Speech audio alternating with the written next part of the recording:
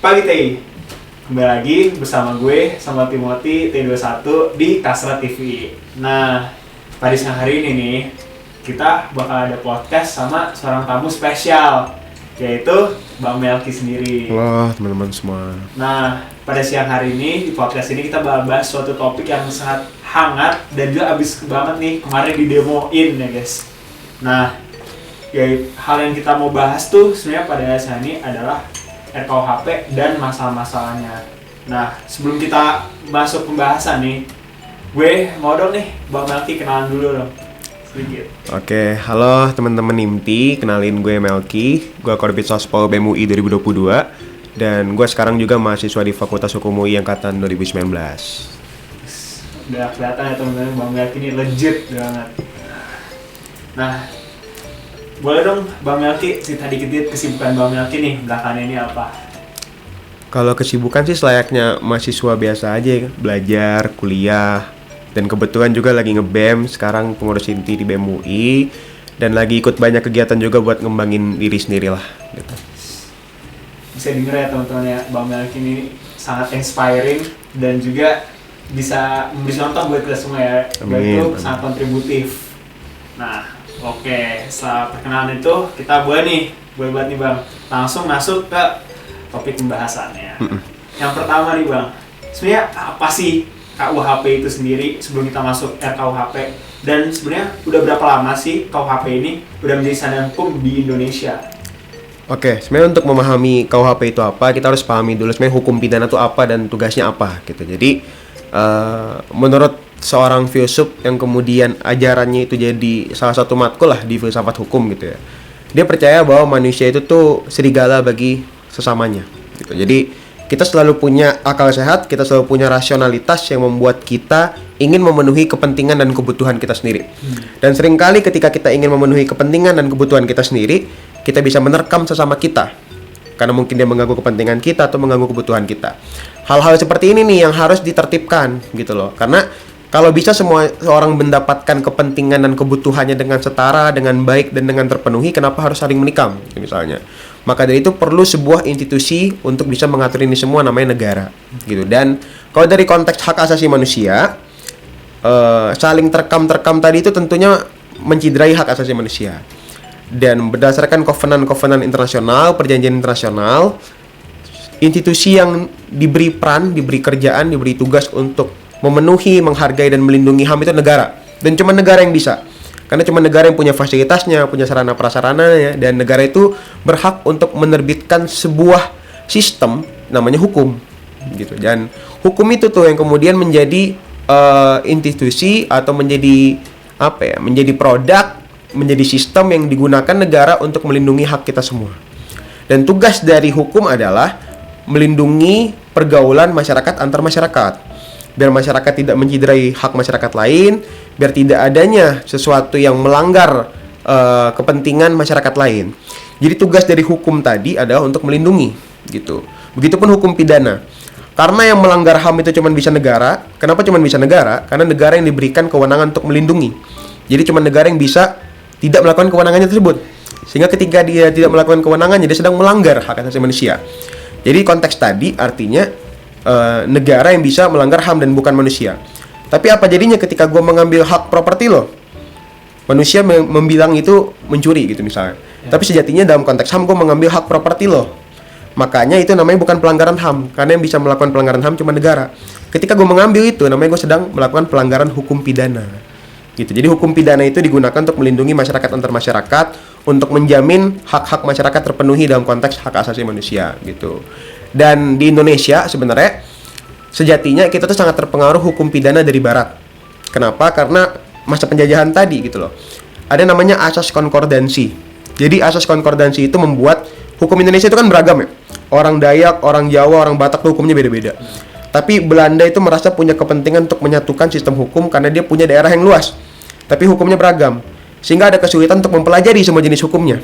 Gitu. Jadi dipakailah hukum dari Belanda, dimasukin tok mentah-mentah ke Indonesia yang tidak sesuai dengan kultur Indonesia gitu misalnya. Tapi hukum dari Belanda tadi itu namanya Wetboek van Strafrecht, WVS gitu, 1880-an. Dimasukin ke Indonesia, diterapkan dan ditambah pasal-pasal baru. Ada pasal penghinaan terhadap ratu, pasal penghinaan terhadap pemerintah yang sah dan lain sebagainya. Dan kemudian Indonesia terus memakai itu, terus memakai hukum kolonial tadi sampai kemudian kita jadiin hukum kita sendiri tahun 1946. Itu yang namanya KUHP kita tadi. WVS diterjemahkan jadi KUHP, Kitab Undang-Undang Hukum Pidana gitu. Nah, itu bahasan keren banget sih pemaparannya dari Bang Melki. Bang Melki tuh tidak memaparkan dari secara definisi langsung ya, namun diberikan secara filosofinya dan sejarahnya juga bahwa tuh Indonesia itu sangat beragam seperti itu ya, dan Indonesia sebenarnya agak kurang tepat ya langsung mengambil hukum yang diterapkan oleh orang Belanda. Benar. Ya, benar. Paham. Nah, ada follow up nih Bang setelah pemaparan Bang Melki tadi. Kan kita tahu lah ya semuanya kalau hukum-hukum dari Belanda itu sebenarnya kurang tepat lah ya. Nah, kemudian pada 2019 kan ada nih muncul rancangan baru yaitu RKUHP yang banyak dipermasalahan nih Bang. Nah, namun isu tersebut tuh seolah-olah terkubur nih beberapa tahun lalu, 3 tahun lalu, dan tiba-tiba nih belakangan ini muncul lagi di permukaan, dan bahkan berdasarkan isu yang beredar nih RKUHP ini mau disahkan pada awal bulan Juli ini, yaitu sekarang lah ya bisa bilang ya. Apa sih Kak sebenarnya urgensinya nih untuk pengesahan tersebut ini? Kenapa kayak tiba-tiba banget, buru-buru banget gitu loh? Sebenarnya kalau dibilang tiba-tiba banget, adanya sebuah wacana untuk mereformasi hukum pidana itu udah dari beberapa puluh tahun yang lalu gitu. Karena bayangin aja sih dari 1880-an itu kan ada udah 100 tahun lebih. Dan kemudian juga kita udah ngesahin itu dari tahun 1946 gitu. Tapi sejak dari itu pula kita masih pakai hukum kolonial. Hukum dari Belanda yang ditambahin pasal-pasal kolonial yang nggak ada tuh di hukum Belanda. Jadi di KUHP-nya Belanda dulu itu nggak ada tuh pasal penghinaan ratu, pasal penghinaan pemerintah tuh nggak ada. Jadi KUHP kita tuh ditambahin itu karena kita negara koloni. Biar kita nggak mengganggu jajahan gitu, mengganggu sistem penjajahan itu. Dan kemudian kita pakai mentah-mentah sampai sekarang, sampai tahun 2022, sedangkan KUHP yang dimasukin ke Indonesia itu udah berganti di Belanda sebanyak 8 kali gitu. Jadi itu yang menyebabkan kenapa kita butuh pengaturan hukum asli Indonesia, hukum pidana asli Indonesia, karena sekarang perkembangan hukum itu gila-gilaan banget gitu loh. Kalau pada masa itu mungkin hukum yang diatur cuma sekian, kita perlu nambahin banyak sekarang gitu. Dan udah banyak sekali perkembangan di masyarakat yang perlu diatur ke situ juga. Nggak cukup nih pakai KUHP berapa ratus tahun yang lalu gitu. Kita butuh banyak sistem yang kita butuh sebuah peraturan hukum pidana yang mampu mengakomodir berbagai kepentingan yang terbarukan gitu. Maka dari itu tuh muncul urgensi untuk bikin KUHP versi Indonesia. Cuman celakanya di tahun 2019 ketika draft RKUHP itu dibuka pada publik di tahun 2019, rupanya KUHP yang diharapkan untuk tidak kolonial lagi malah masih ada pasal-pasal kolonial gitu, pasal penyerangan, pasal penghinaan presiden gitu misalnya, pasal tentang larangan unjuk rasa dan lain sebagainya yang tentunya nggak ada bedanya sama zaman dulu. Kalau dulu kita dilarang unjuk rasa biar nggak ganggu sistem penjajahan, sekarang kita dilarang unjuk rasa untuk nggak mengganggu stabilitas katanya gitu dan lain sebagainya. Dan kita melihat nggak ada bedanya gitu sama KUHP kolonial. Dan kemudian nggak cuman itu, di tahun 2019 tuh seingat gue ada 20-an substansi di dalam RKUHP yang dipermasalahkan oleh masyarakat. Jadi nggak cuma pasal tentang perzinahan, pasal kohabitasi, pasal aborsi, ada pasal living law juga, ada pasal unggas masuk pekarangan rumah orang lain, pasal pertanggungjawaban perusahaan, pasal larangan unjuk rasa dan lain sebagainya. Dan itu semua tuh nggak terakomodir gitu loh. Jadi penolakan di reformasi di korupsi itu untuk menentang pasal-pasal bermasalah tadi. Yang rupanya setelah 3 tahun nggak diubah dengan baik, masih ada juga pasal-pasal tadi, tapi disederhanakan pemerintah lewat 14 isu krusial. Yang mana menurut kita, mahasiswa dan berbagai elemen masyarakat sipil, nggak cuma 14, masih ada 20-an isu di situ yang nggak berhasil diselesaikan gitu. Mantap banget tuh yang jawaban Bang Melki untuk pertanyaan tadi. Ternyata tuh ya, setelah bertahun-tahun cuman diubah 1-2 kata doang, dari ratu ke presiden. Iya, benar. Dari untuk menjaga penjajahan menjadi kepentingan kestabilan umum gitu-gitu ya. Dan ternyata agak sedih juga ya setelah 3 tahun ya udah udah diberikan masukan, ternyata masih belum cukup dan masih banyak sekali pasal yang masih belum bisa dikatakan belum direvisi dengan baik ya. Benar. Oke, seperti itu ya. Nah, dan itu bisa mendapatkan point of view baru tuh bagi kita semua nih yang mendengarkan tersebut.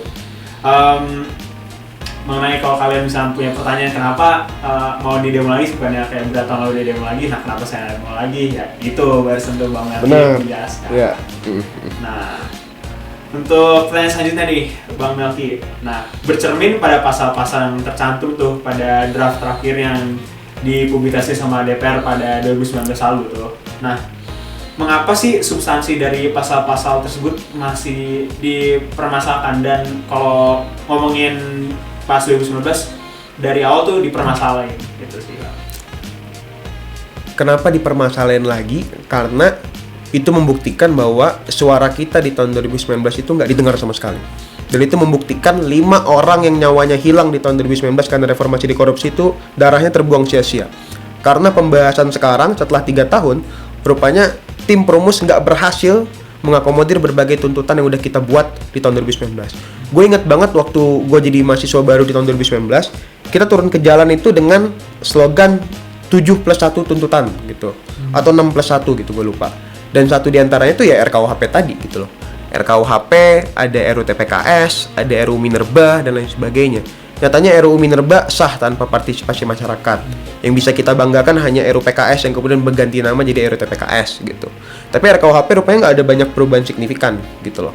Kalau bilang penghinaan presiden, di tahun 2019 itu kan ada pasal penghinaan presiden. Kita tolak mentah-mentah karena MK, Mahkamah Konstitusi itu udah membatalkan pasal penghinaan presiden itu. Kenapa? Karena menurut Mahkamah Konstitusi, pasal penghinaan presiden itu bertentangan dengan 3 hal.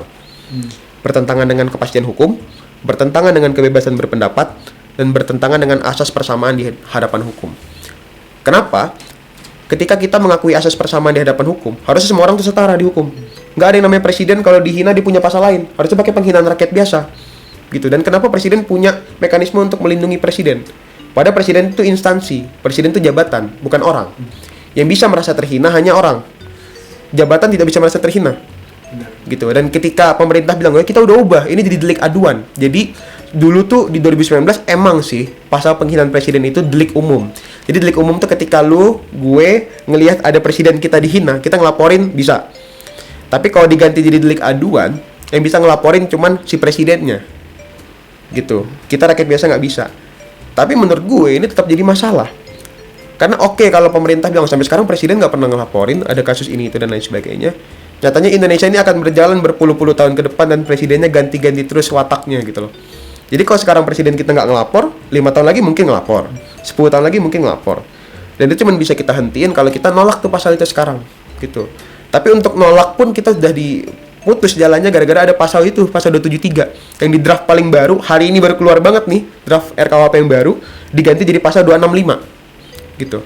Pasal 265 RKUHP itu isinya setiap orang yang tanpa pemberitahuan terlebih dahulu kepada aparat yang berwenang melaksanakan unjuk rasa, pawai demonstrasi dan menyebabkan terjadinya keonaran, huru-hara dan terganggunya kepentingan umum dipidana 1 tahun penjara. Gitu loh.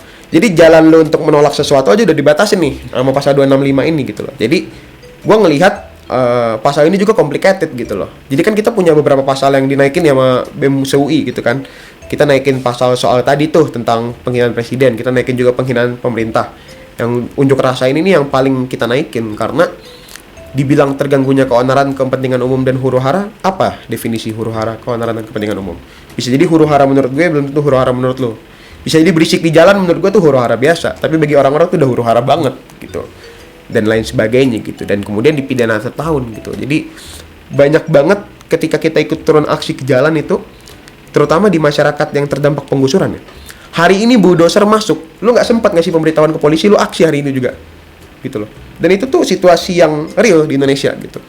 Itu tuh yang nggak bisa dilihat sama tim Perumus dengan jernih. Jadi kalau lu nanya kenapa di tahun 2019 kita nolak sampai sekarang kita masih nolak gitu pasal-pasal tadi ya karena 1 tidak ada perubahan, 2 dia tidak mengindahkan nyawa orang yang hilang di tahun 2019. Yang ketiga artinya tim Perumus nggak kerja. Karena kalau tim Perumus kerja harusnya diubah tuh, diakomodir tuntutan kita. Yang keempat, artinya kita sudah melihat banyak sekali pola-pola baru menggunakan pasal-pasal di dalam RKUHP untuk membatasi kebebasan berpendapat dan berekspresi gitu. Itu sangat cukup mengecam ya seperti yang dijelaskan oleh Bang Melki ya. Ternyata banyak sekali pengorbanan yang sudah dilakukan ya untuk membela hukum kita ini, dan ternyata setelah bertahun-tahun masih saja sangat minim perubahannya. Dan juga tuh kita mendapatkan insight baru nih semuanya teman-teman, bahwa ternyata tuh jalan untuk mengubah hukum dan juga merencanakan suatu hukum tuh memang suatu proses yang sulit ya, dan kita tidak bisa melihat jangka pendek, namun jangka panjang tadi yang dijelaskan juga Bang Melki mengenai pasangan presiden tadi, itu presiden akan terus berganti dan semua presiden pasti memiliki watak berbeda seperti itu ya. Nah, itu bagus banget Bang, sangat insightful. Dan kemudian ada nih, kan tadi kan kita udah mulai masuk tuh ya ke ngomongin pasal-pasal tertentu ya. Nah, kita mau lanjutin nih ngomongin pasal-pasal tertentu. Nah, untuk selanjutnya ada nih Pak, seperti yang Bang Melki bilang tadi tuh, kalau RKUHP ini mendapatkan berbagai macam kecaman ya, dan kritik dari masyarakat, dan juga salah satu yang mendapatkan paling banyak perhatian itu pasal 240 dan 241 yang mengatakan bahwa setiap orang menyerang kehormatan atau harkat dan martabat dari presiden atau wakil presiden dapat dipidana. Nah, kalau gini kan bisa bilang semua bisa kena ya, seperti yang tadi Bang Melki udah jelasin. Ini mungkin mau ngulik balik lagi. Nah, tanggapan dari Kak Melki sendiri gimana nih Kak?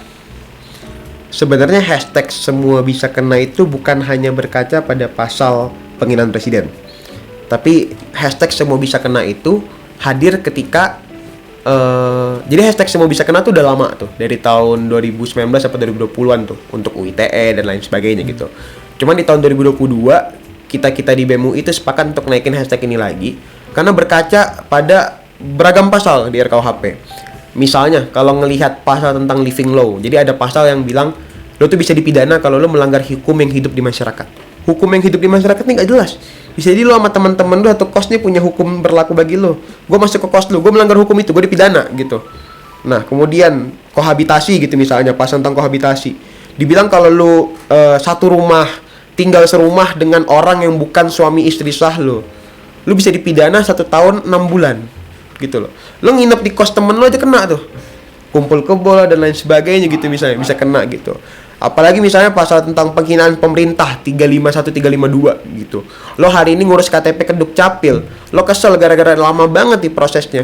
Lo maki-maki tuh pejabat, lo kena tuh pasal 351 352 gitu loh. Apalagi pasal penghinaan presiden ini gitu misalnya, dan lain sebagainya gitu. Jadi hashtag semua bisa kena itu tuh refleksi sebenarnya. Refleksi dari berbagai pasal-pasal yang kita anggap tuh bermasalah banget di RKUHP. Karena hashtag semua bisa kena tadi tuh filosofisnya gini. Lu tidak perlu menjadi orang yang ngerti hukum, tidak perlu menjadi mahasiswa hukum, tidak perlu menjadi mahasiswa, dan bahkan tidak perlu menjadi orang yang terpelajar untuk bisa kena di RKUHP.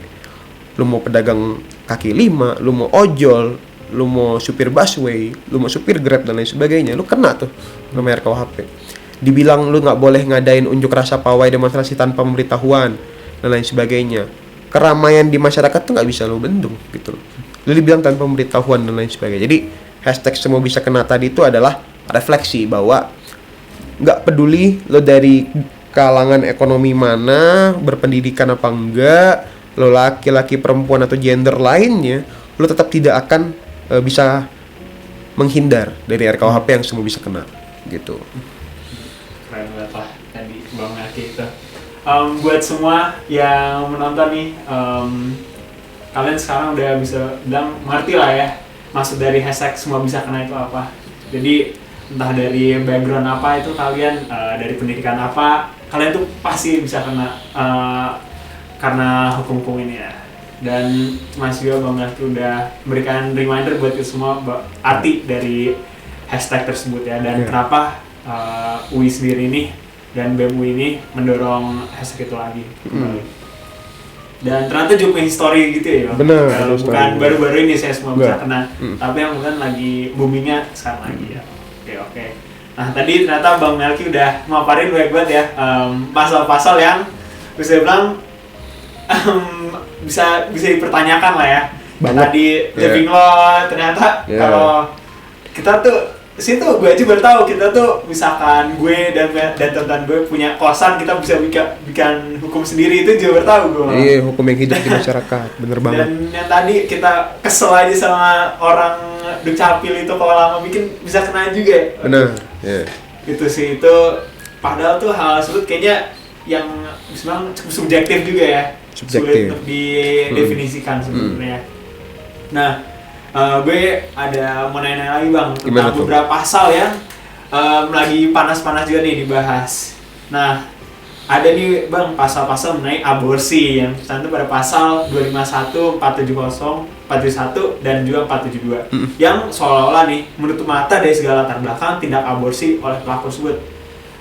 Karena tentunya konteks setiap orang untuk melihat hal tersebut berbeda-beda kan ya. Yeah. Dan bagaimana sih opini dari Bang Melki sendiri nih tentang pasal yang lagi hangat ini nih? Jika ditilik nih dari sisi pro ataupun kontra, dan dari Kang Melki sendiri gimana? Itu sih. Sebenarnya menurut gue, terlepas dari lu pro atau kontra dengan aborsi, lu tetap harus menolak pasal ini. Gitu loh. Karena pertama, tidak ada frasa aborsi di dalam RKUHP, yang ada namanya pengguguran kandungan. Gitu. Dan kemudian menurut gue, terlepas dari lu setuju atau tidaknya dengan aborsi, tetap ada pasal yang mencekam. Misalnya begini, tidak semua ibu, terutama korban kekerasan seksual, itu bisa betul-betul merawat anaknya, gitu misalnya. Gitu. Jadi korban kekerasan aborsi bagi korban kekerasan seksual itu di beberapa negara sudah diperbolehkan. Mengapa? Karena seringkali korban kekerasan seksual itu tidak cukup secara mental untuk bisa merawat betul anaknya, gitu loh. Jadi korban kekerasan seksual itu mempunyai beragam trauma, beragam kekacauan mental dan lain sebagainya yang hadir karena trauma masa lalu dia yang membuat dia akan terganggu untuk bisa merawat betul anaknya tadi, gitu loh. Itu yang pertama. Yang kedua, ketika kita punya pasal tentang larangan aborsi di KUHP, terlepas dari lu setuju atau enggak tentang aborsi, ini akan membuat takut orang-orang yang punya akses aborsi, gitu loh. Gitu. Jadi kemudian nggak ada akses aborsi lagi di rumah sakit, nggak ada akses aborsi lagi di mana-mana dan lain sebagainya, sehingga akan menjamur tuh praktek-praktek aborsi liar di pinggir-pinggir jalan, di kos-kosan dan lain sebagainya gitu. Ini kan berdampak banget bagi kesehatan reproduksi, gitu loh. Jadi kita akan punya banyak sekali rumah-rumah, kos-kosan, tempat-tempat yang isinya tuh aborsi-aborsi liar yang tidak punya izin ini itu dan lain sebagainya. Jadi ketika lu kontra dengan aborsi, tapi lo kontra juga dengan pasal ini, lo malah membuat semakin menjamur tuh praktek aborsi liar di masyarakat. Gitu. Jadi, mau lo kontra, lo akan menghadirkan itu bagi masyarakat. Kalau lo pro, ya jelas korban kekerasan seksual itu tidak akan bisa mampu untuk bisa merawat anaknya gitu misalnya. Tidak akan mampu juga untuk bisa memastikan tumbuhkan kembang anaknya dengan baik gitu. Dan terlebih lagi di perubahan terbarukan, kekerasan seksual yang diakomodir untuk diperbolehkan aborsi itu hanya korban perkosaan. Kita bisa lihat jumlah perbudakan seksual di Indonesia tinggi banget. Misalnya pemaksaan pelacuran dan lain sebagainya. Dan mereka-mereka inilah korban pemaksaan pelacuran dan korban perbudakan seksual ini yang paling sering melakukan aborsi. Gitu, karena mereka sehari-harinya bergelut dengan berbagai pekerjaan yang membuat mereka bisa punya kandungan. Gitu. Sehingga ketika kita kemudian menutup mata akan praktek yang luar biasa adanya di masyarakat ini, menurut gue kita akan menghadirkan penyakit sosial baru, gitu loh. Adanya aborsi-aborsi liar, gitu loh. Orang jadi takut untuk bisa nyari akses aborsi yang bersih. Selain itu juga masyarakat kemudian menjadi memandang sebelah mata bagi anak-anak yang di luar nikah dan lain sebagainya, gitu loh. Anak-anak yang hasil dari korban perkosaan, korban pelacuran, korban perbudakan seksual juga seumur hidupnya akan menanggung derita karena ketidakmampuan orang tuanya untuk merawat mereka. Gitu. Jadi banyak sekali pro dan kontra tentang aborsi. Tapi tidak perlu menjadi pro atau tidak perlu menjadi kontra untuk menolak pasal aborsi, tapi hanya cukup menjadi manusia. Paham. Itu terima kasih buat Bang Melki telah memberikan kelurusan terhadap isu pasal yang lagi booming ini ya. Tentunya tadi Bang Melki telah memberikan banyak POV baru ya, dan masukan yang bahkan gue sendiri belum pernah denger kayak yang tadi mungkin membawa penyakit-penyakit sosial baru yang kata Abu Sudar, bahkan ternyata tuh buat kita semua yang mendengar ini tuh hal yang bisa gue sampaikan kali ya, yang Bang Melki dan gue dapet dari Bang Melki adalah untuk melihat suatu isu nih, dan mungkin bukan terbatas ke hal aborsi doang atau pengguguran tadi itu yang dijelasin itu, bahwa di setiap isu atau pasal kita harus menggunakan point of view yang berbeda ya, dan sadar bahwa masa-masa ini tuh multidimensional, jadi bukan masa kalau ini terjadi bakal kayak gini, tapi bakal bercabang. Betul. Thank you banget ya Bang Mai untuk masukannya untuk pertanyaan tadi. Dan ada nih selanjutnya Bang, yang lebih ke mahasiswa kan berani melakukan aksi ya Bang ya, yang menuntut transparansi kepada pemerintah atas draft RKUHP ini yang belum keluar ini yang kebetulannya, dan serta pertimbangan kembali terhadap pasal yang bermasalah itu. Dan setelah melakukan aksi 2 kali nih ya Bang ya, di mana sih yang dimana puncaknya itu kemarin 28 Juni yang kemarin gue dan anak-anak Kasrat juga bilang datang tuh, kita menjadi jurnalis hari lah ya, kita interview gitu pas sebelum masuk Kopaja, nah gitu. Nah, apakah ada tindak lanjut nggak nih Bang dari pemerintah terhadap tuntutan mahasiswa tersebut nih? Pertama, yang pengen gue sampaikan kepada kita semua adalah cara kita menolak RKUHP itu bukan hanya dengan aksi gitu loh. Gue paham mungkin masyarakat lah, ya Pak, itu budaya Indonesia banget lah, lo dianggap oke ketika lo sudah aksi, dan lo dianggap sudah melakukan sesuatu bagi sebuah isu ketika lo sudah aksi gitu. Tapi yang pengen gue sampaikan di podcast ini adalah untuk menolak RKUHP yang diproses secara serampangan dan juga dan juga berisikan pasal-pasal yang bermasalah secara substansial, ya udah dilakukan BEM UI, BEM SUI, dan banyak elemen masyarakat sipil lain itu udah banyak juga. Pertama, kita udah ngirim surat desakan ke pemerintah dan DPR untuk segera buka draft RKUHP. Tapi nyatanya beberapa hari kemudian tidak ada respon sedikit pun. Yang kedua, kita udah audiensi ke Wamenkumham, Wakil Menteri Hukum dan HAM. Waktu itu ya tanggapannya baik, dicatat tuh poin-poin yang gue sampaikan sama teman-teman. Tapi besoknya rupanya dia sampaikan ke publik bahwa pendapat kita nggak diakomodir dan lain sebagainya gitu. Yang ketiga, kita udah ngirim somasi di tanggal 21 Juni. Kita minta pemerintah dan DPR untuk segera menindaklanjuti berbagai tuntutan kita dalam waktu 7 hari. Dalam waktu 7 hari kita nggak melihat ada respon baik dari DPR. Mungkin dari internal UI juga, aliansi BEM SUI, semua ketua BEM SUI kita udah bikin konferensi pers, rilis sikap bersama terkait apa yang pengen kita hadirkan di RKUHP ini, seperti transparansi, pasal-pasal yang tidak bermasalah dan lain sebagainya. Nyatanya nggak direspon juga gitu loh. Bahkan seorang wakil ketua DPR waktu itu respon bahwa ini nggak ada perubahan kok, BEM SUI jangan bikin rilis-rilis dan lain sebagainya gitu. Dan kemudian ketika gua dan teman-teman BEM UI waktu itu up ke media bahwa kita akan aksi tanggal 28 Juni, wakil ketua Komisi 3 Desmond Junaidi Mahesa bilang waktu itu secara resmi ke pendapat gue gitu. Dia membalas pendapat gue, dia bilang bahwa mahasiswa yang demo RKUHP itu adalah mahasiswa yang terprovokasi oleh orang yang tidak mengerti hukum gitu. Dan kemudian gue sampaikan ke media bahwa justru kami demo RKUHP karena kami mengerti hukum gitu loh. Sesimpel kita melihat bahwa ada proses yang serampangan gitu loh. Ketika undang-undang itu masuk ke dalam pembahasan di parlemen, baik di usulan pemerintah maupun usulan DPR, draftnya harus dibuka pada publik. Nyatanya dari tahun 2019 sampai sekarang kita belum melihat draft terbarukan, pada RKUHP itu sudah diubah beberapa kali. Itu baru satu. Yang kedua, partisipasi publik tuh nggak ada sama sekali di DPR untuk membahas RKUHP ini. Seperti misalnya kita udah ngasih kajian, BEM SUI kan udah sempat bikin kajian RKUHP. Nyatanya nggak diakomodir juga. Kita udah bikin rilis berapa kali, nggak diakomodir. Policy brief kita di kajian, di audiensi, udah nggak diakomodir juga. Jadi partisipasi publik nggak ada, keterbukaan nggak ada. Yang ketiga, proses penyusunannya serampangan gitu loh. Ini katanya undang-undang operan, undang-undang carry over dari tahun 2019. Tahun 2019 pembahasannya udah tingkat 1. Dan kalau gitu artinya sekarang udah nggak boleh ada perubahan-perubahan substansial lagi, tapi masih ada perubahan substansial. Jadi banyak sekali pelanggaran hukum, pelanggaran etik, dan pelanggaran moral yang terjadi dalam penyusunan RKUHP itu. Belum sampai itu, pasal-pasal bermasalah juga tadi udah kita kupas semua lah gitu. Jadi kalau dibilang bahwa aksi kemarin adalah salah satu sarana penolakan, gitu misalnya. Aksi kemarin adalah sarana penolakan. Aksi kemarin hanyalah salah satu dari berbagai sarana penolakan kita yang diacuhkan gitu. Jadi banyaklah gerakan-gerakan ke depannya, dan BEM UI kan saat jadi Korsu ya, koordinator isu hukum dan HAM di BEM-SI, BEM seluruh Indonesia. Dan gua bersama Bang Bayu kemudian mengusulkan untuk bikin tagline Pekan Melawan gitu. Jadi tanggal 27 Juni sampai tanggal 6 Juli hari ini totalnya sudah ada belasan, bahkan seingat gue 16 atau 17 kota dan kabupaten di Indonesia yang sudah bergerak turun ke jalan menolak RKUHP. Udah dari Semarang, Jogja, Magelang, Samarinda, Kutai Timur, Tangerang, Merauke, dan banyak kota lainnya juga sudah bergerak. Pontianak dan Palangkaraya juga sudah bergerak. Jadi ini membuktikan bahwa tidak hanya Jakarta nih yang concern sama RKUHP, tapi banyak kota di Indonesia juga concern RKUHP.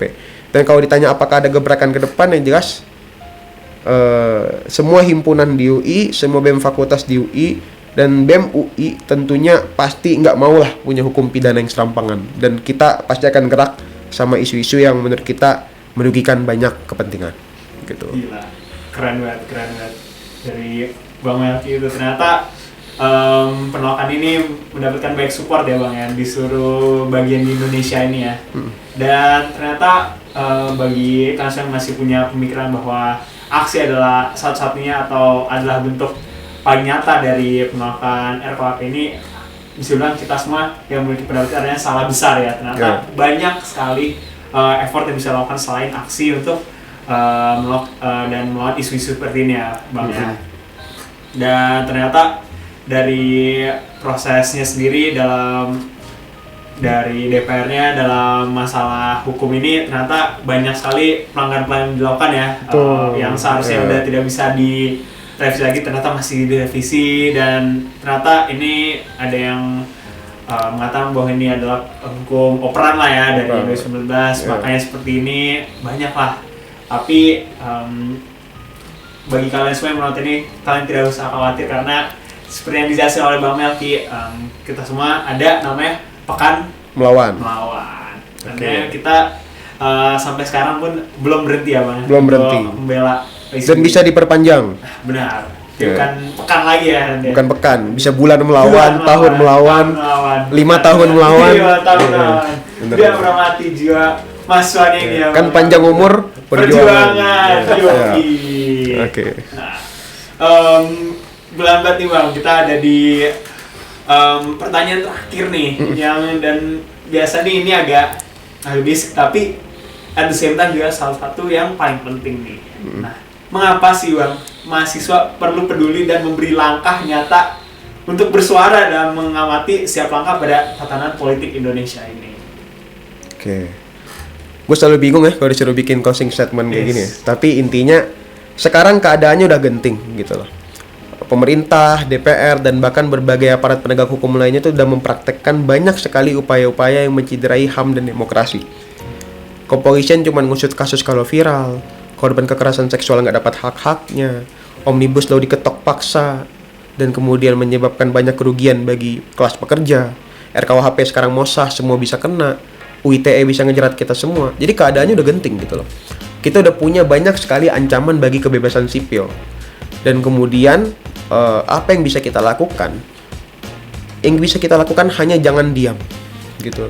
Ketika kita diam, kita membiarkan orang-orang yang tidak suka dengan suara-suara kita tertawa, gitu. Jadi seruan gue adalah kita semua harus jangan diam, kita semua harus terus punya akal sehat, terus banyak belajar, terus baca kajian-kajian yang ada. Karena kalau lu baca kajian-kajian yang ada, lu sadar bahwa sebenarnya apa yang kita tolak itu sudah berbasis ilmiah, akademis banget gitu.